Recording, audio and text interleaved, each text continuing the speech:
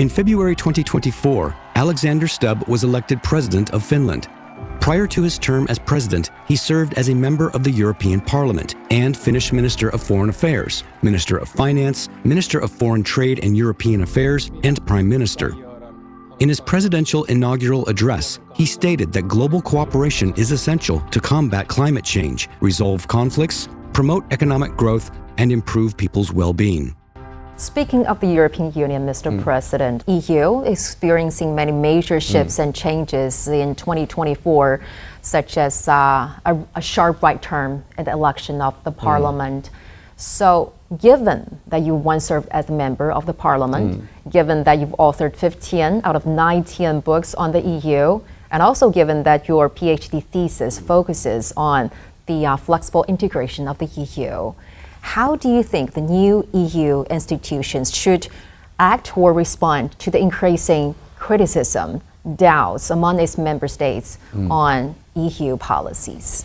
I don't necessarily agree with the thesis that there was a big move to a populist right.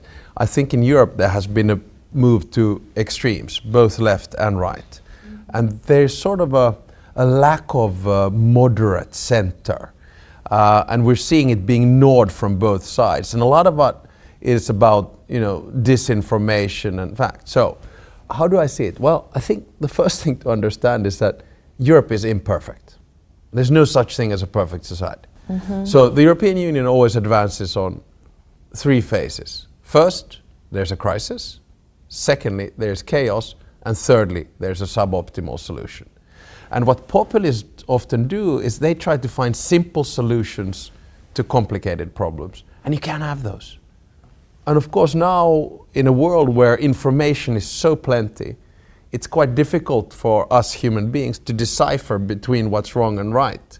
And because we have very avid social media, which have algorithms skewed in an extreme right or extreme left direction, it becomes quite problematic. But just one gentle reminder. The European Union exists for four very simple reasons: peace, prosperity, security, and stability. It's an imperfect union, which is more than an international organization, but less than a state. And this is the mess that we're trying to solve in Europe. It's never pretty, but it seems to be working quite well.